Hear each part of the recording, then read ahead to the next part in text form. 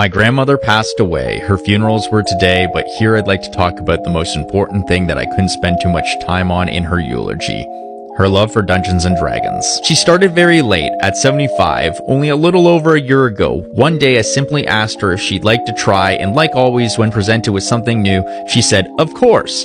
So we grabbed my player's handbook and built up a character together. My grandmother chose to be a forest gnome because they seemed the most happy of the races, and she really liked the fact that she could talk to small animals. She went with the druid to double down on the animal friendship theme. Also, when we went through her character traits, I asked her, do you want to be a boy or a girl? And she answered right away, I've been a girl my whole life, it would be fun trying to be a boy for once. So we were making her character sheet, rolling her stats, and she gets a 17 and puts in wisdom, and choosing her first spells, and I asked, has she thought of a name? I don't know, I'll find one by tomorrow. That night, she does something that even I never expected. She goes onto the internet and reads every piece of lore that she can find on gnomes.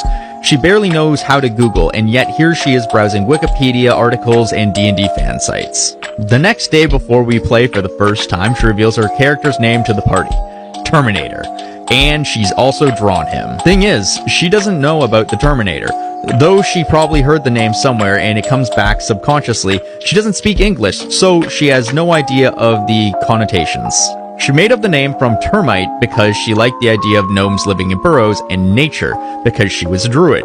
Both words are the same in French, and she dropped the final E because, I kid you not, it's cooler. So we started playing. It's a new campaign starting at level 1, and I decided to approach it like a series of one-shots, so that players could come and go without having to bend the story when a character is absent. Essentially, they're adventurers sent on missions by their guild. The party is made up of a Callister sorcerer, a half-elf ranger, and our little gnome druid, who never goes anywhere without his goose friend.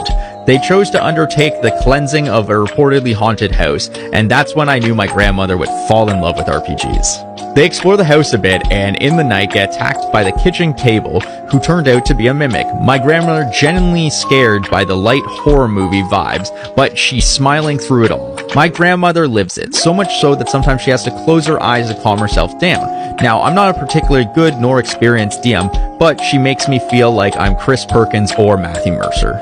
Unwilling to get too close to the mimic, she cast for the first time a cantrip that would become her signature spell, Thorn Whip. From then on, she would cast Thorn Whip anytime she could, or when she didn't know what to do. She loved that spell. So, she casts it, and makes her very first attack roll, natural 20. The whole table goes wild, by which I mean the players, not the mimic. It couldn't have been more perfect. Thus, Terminator was born. The party ended up establishing this house as their home base, and she made it a home. Over sessions, she would use Druidcraft to literally grow a new kitchen table where the mimic had been, and planted vegetables in the garden where she invented a new fruit.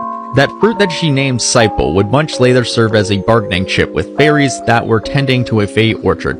It eventually led to Terminator becoming a member of a multi-planar ecology group, the Circle of the Green Hand. I invited Terminator to be part of this group by sending him a letter in real life, to my grandmother's address. She was ecstatic, and she answered the same way by sending me a letter written entirely in character. She covered it with old stamps representing trees and dragons. The last few months were rough.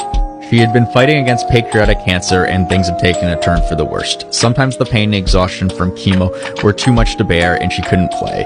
She still did it when she could, though, and updated her drawing. The colors of the Terminator's outfit were inspired by the comic book character Bécassine that she had loved since she was a kid. Bécassine is a national treasure and one of the most recognized characters in France, even though she virtually is unknown to the outside of her homeland. By the way, we decided that canonically Terminator looks like Dice Camera Action Simon as drawn by the amazing Genkeko. In this picture with curly blonde hair and a Bécassine-like color palette. I also forgot to mention that my grandmother also is the one who came up with the party's name.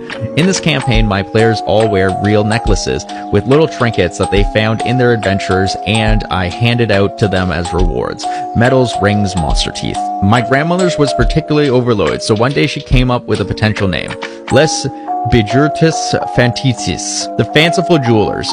It was so funny and unexpected everybody loved it at once, and they've been calling themselves it ever since, often shortened by BF. Less than a month ago, the cancer took over her whole body. She was hospitalized and stayed there until her passing on Wednesday morning. The last thing she told me was never change, never lose your family spirit, and keep on playing Dungeons and Dragons. So the BF will go on without their druid, and in my future campaigns, players will hear about a legendary planar traveling gnome with a goose on their head that gives out strange fruit, tracks his whip, and disappears. Here's to the best grandma in the world. I miss you already.